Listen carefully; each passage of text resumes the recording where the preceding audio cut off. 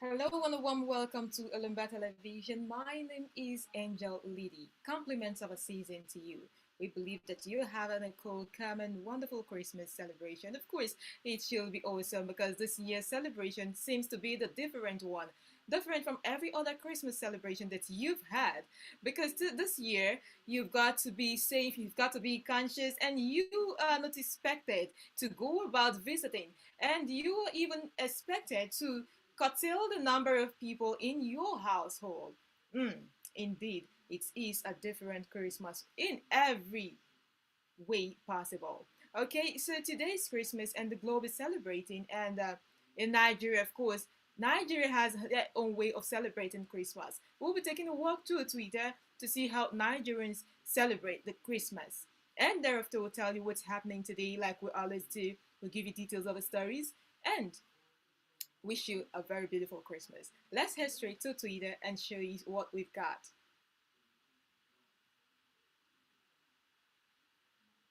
Just one moment and you'll be seeing the screen from Twitter.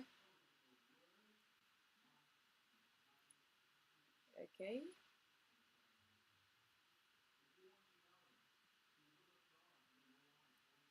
All right, so here we go. On Twitter this morning, we got this news. Garkida in Gombe local government area in Adamawa State, one of the first missionary settlements in northern Niger and its environs came under attack by gunmen suspected to be Boko Haram yesterday that is the eve of Christmas. Let's see what some more is happening on Twitter and what are people saying on this beautiful day. Is it still beautiful? Are people having all the excitement that they wish they wanted? Well, we'll don't know. We'll find out together. Here we have another one that says, it is only in Jos that I can be sad and happy at the same time on Christmas Day. I am sad because civil servants are on the streets protesting instead of celebrating Christmas. I am happy because we're telling beautiful stories of my beautiful city. Just only in Jos. Okay? That's another story there. Let's see the next one. Still on Twitter. This is a message from the governor of Lagos State, Babajide Sanwo-Olu. What's the message? Here it goes. I wish all Lagosians a happy and joyful Christmas on behalf of my family and government of Lagos State.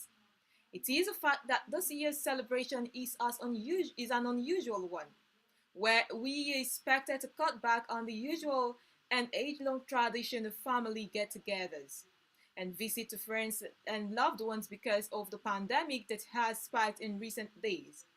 The lesson of Christmas in itself is one of love and sacrifice by our Lord Jesus Christ. We are to demonstrate this love for one another by ensuring we observe all the COVID-19 safety protocols so we do not spread the virus. This Yuletide season will demand that we give up all acts that can increase community spread of the virus by not hosting and attending events that will breach safety protocols. By the grace of God, we will have more Christmas celebrations in good health and more prosperity in the years to come. I wish you all a very Merry Christmas and a prosperous New Year in advance. And what did Nigerians respond? What are Nigerians saying about that? This one says, thank you so much, sir, our amiable and wonderful governor. Sir, can you still do small giveaway for us too? Babao. Okay. And this one says, please, sir, do giveaway everywhere red. And yet another one, very unusual, truly. It is the year you ordered the killings of innocent youths fighting for better country. 100 years to come, we will never forget. Karma will visit you anytime soon. I don't need to wish you happy Christmas.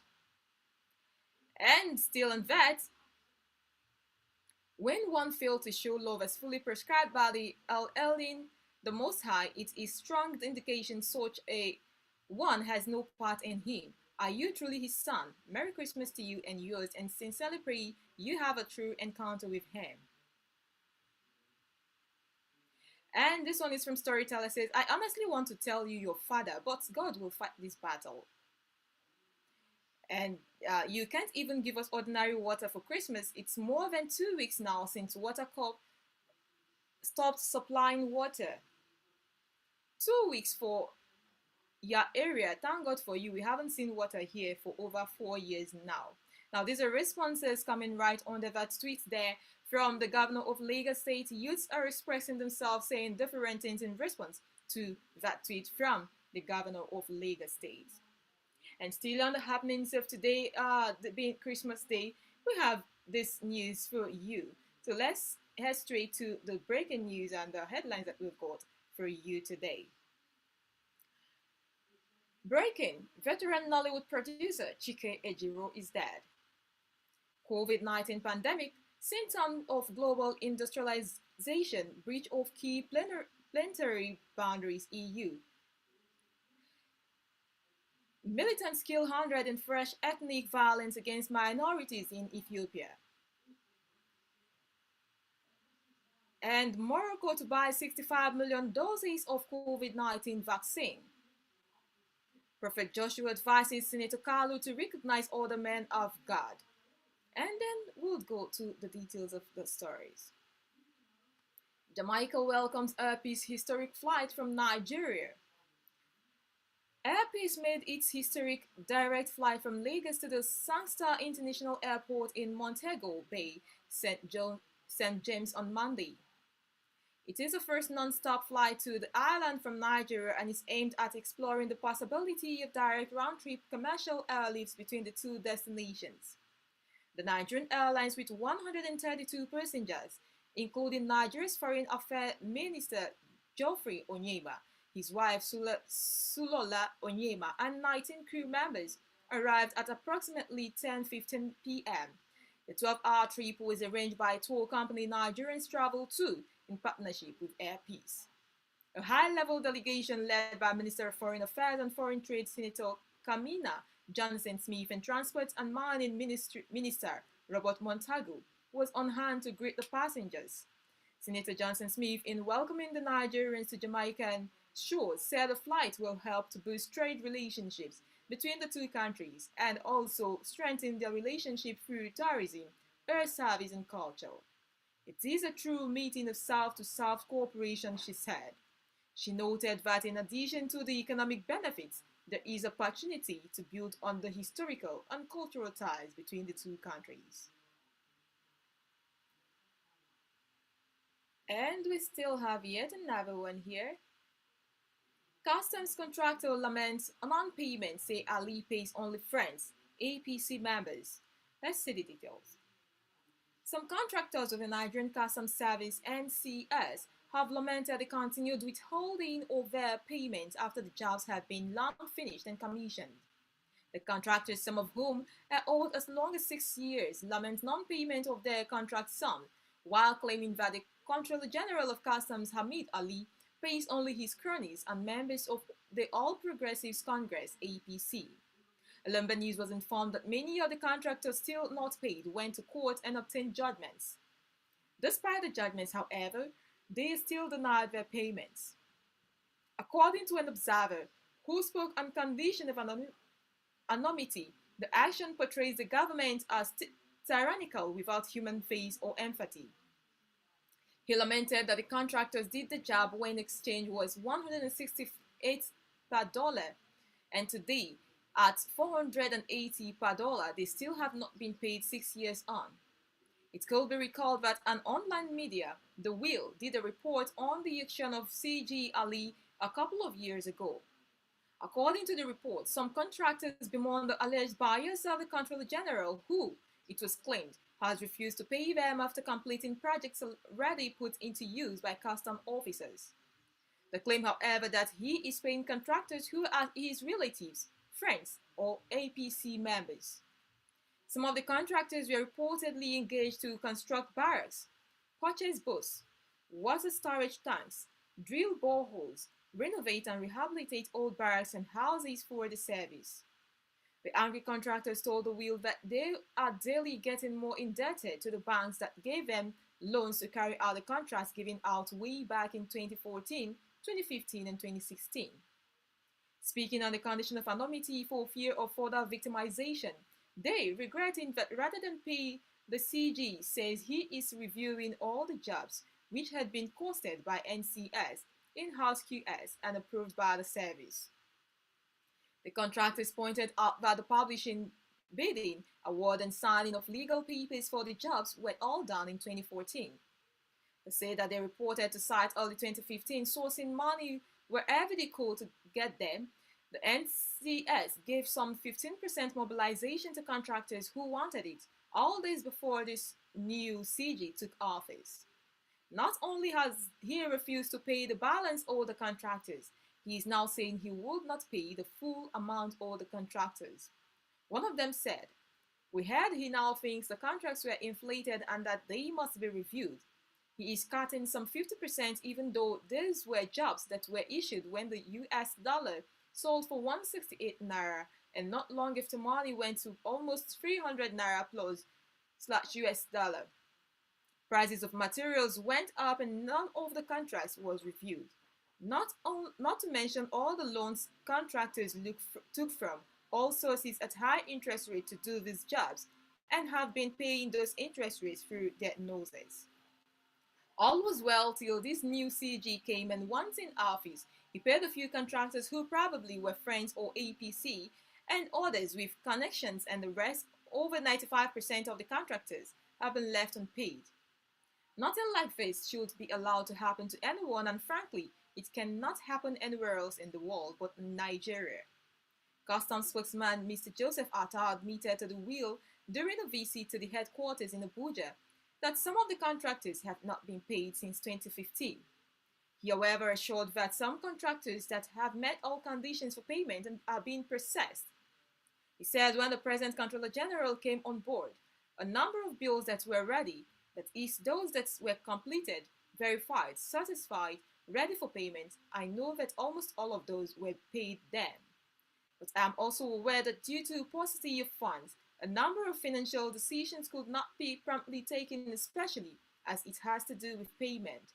But the good news is that a number of contractors who have done what they are supposed to do are being processed, and in no distant time they will be paid.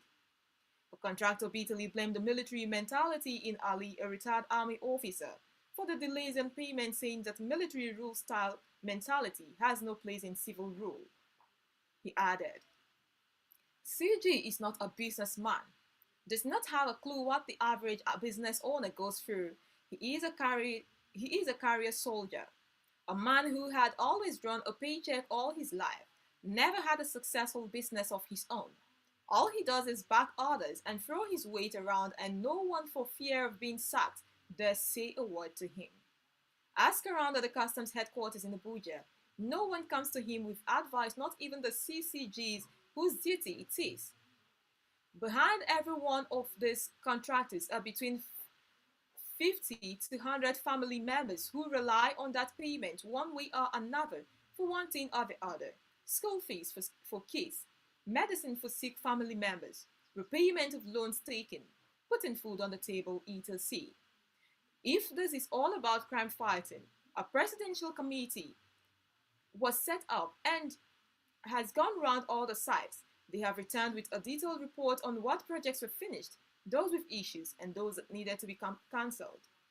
That was over a year ago, and this CG would rather return money to the National Treasury rather than pay the poor contractors whose only crime is trusting that if they do their work, the employers will do right by them and pay them very timely. That report is sitting on the CG Ali's desk right now, and so are all the payment files that are all on the floor in his office. Before returning money to the Treasury, he was said to have talked about not paying all the full contract amounts owed contractors for one reason or the other best known to him. Does it make sense that the CG have this money in a bank account? The bank is making money from that deposit. Then the same bank is making money from charging these contractors all those unbearable rates for the loans they got to do these jobs. NCS is a revenue generating parastatal of the FGN. As a matter of fact, one of the top three at that. What is wrong with it paying people, Nigerians, it owes? Nigerians get their goods seized and confiscated if they owe the customs and not pay. Why should the customs owe people and just refuse to pay, but continue to enjoy all the amenities that were done for this service? Truth is, these complicated facilities are being used as we speak 99% of these facilities are being enjoyed by staff, men and women of NCS all over the country. Despite all the assurance from the customs spokesman, many of the contractors are yet to get paid. Rivers, Rivers government sees Shell Nigeria oil salt over unpaid damages. An oil salt operated by Royal Dutch Shell's RDSB Nigerian unit has been seized by a state government in a dispute over an oil spill that occurred decades ago. The government of Rivers State in Niger Delta sealed off the Kidney Island base located in the Port Harcourt oil hub, saying the facility and Shell's 30% stake in nearby oil mining lease, 11 were lawfully purchased through public auction ordered by the court. Shell says the state government's statement is premature and prejudicial as the transfer of the oil license requires the approval of Nigeria's Federal Minister of Petroleum Resources, which has not been granted. Shell has been involved in a long-running legal battle with a local community in Rivers State, which has successfully sued the company for millions of dollars in damages for allegedly polluting its land during the civil war in the late 1960s. Nigeria's federal government also has been involved in a dispute with Shell over damages related to alleged corruption linked to the company's 2011 purchase of the OPL 245 offshore oil field. And 300,000 Nigerians have already benefited from FG Survival Fund. Osibanjo, the details. Vice President Prof. Yemi Osibanjo has disclosed that over 300,000 Nigerians have already benefited from the payroll support program for MSMEs and artisan grant variants of the Survival Fund. He made this disclosure in his statement while speaking at the Survival Fund Steering Committee meeting, organized to track and also review the progress being made under the program since the federal government commenced payments. He revealed that this is necessary as the Survival Fund was established to support and protect small businesses from potential vulnerabilities brought about by the COVID-19 pandemic. Osibanjo revealed that payments for the federal government survival funds are ongoing and assured that verified applicants of the program who have not been paid will surely be paid in due time. On December 8, 2020, the federal government of Nigeria revealed that it paid 59,000 artisan beneficiaries across 24 states in Nigeria under the federal government survival fund. In a subsequent report on December 11, 2020, Nairametrics reported that 238,868 individual beneficiaries employed by 41,726 MSMEs across the country have so far benefited from the payroll support program of the federal government. The Survival Fund program is expected to put the income of vulnerable artisans, micro and small enterprises and their employees on a path of growth and resilience in a bid to ward off the economic disruption of the COVID-19 pandemic.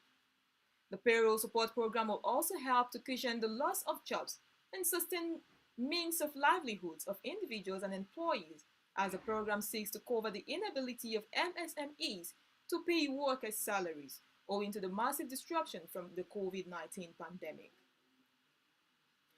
And this one says, veteran Nollywood producer Chico Ejiro is dead. Ejiro, aka Mr. Prolific, died on Christmas Day from heart attack. Chico Ejiro was born Chico Maziakpono in Isoko Delta, Nigeria. A movie director, screenwriter, and producer, he was one of Nigeria's earliest and foremost. He owned a production company called Grand Touch Pictures based in Lagos. He directed over 80 movies within a 5-year period. Ejiro was known for his wonders such as shooting a movie in as little as 3 days. The exact number of movies he has worked on as either director, producer, or both is unknown, but it ranges in the hundreds as of 2007. Ejiro was married to Joy Ejiro and they have 4 children. He has 2 brothers, Zeb Ejiro, the best known of the new Nigerian cinema authors outside of the country, and Peter Red Ejiro, also a movie producer. Ejiro was featured in the 2007 documentary, Welcome to Nollywood. And Olisa Metsu released from Kuje prison. The former National Publicity Secretary of the People's Democratic Party (PDP) chief, Barrister Olisa Metsu, has on Thursday been released from Kuje prison in Abuja. Chief Metu was released after perfecting all documentations and is already headed to his house. Olisa Metu was sentenced to 7 years in prison for accepting and disturbing 400 million naira for disbursing 400 million naira from the former National Secretary Advisor (NSA) Colonel Sambo Dasuki, retired. The Court of Appeal, however, squashed the judgment and ordered a retrial of the case. Appellate Court Judge accused the trial judge, Justice Okon Abang of the Federal High Court Abuja, of apparent bias against the defendant. Some political pundits, meanwhile, questioned the rationale of jailing Metu while Dasuki walks free after he was granted bail. And these are the stories that we've got for you. You can also visit our site at www.ilimbat.com for more analysis, for political news, press releases, and other stories. And also head straight to our Instagram page and follow Ilimbat Television, like our Facebook page, and do hit the subscribe button on our YouTube channel. Do not forget to turn on notification. And from us to you, Merry Christmas and have yourself a safe Christmas celebration. My name is Angel Lily. Bye now.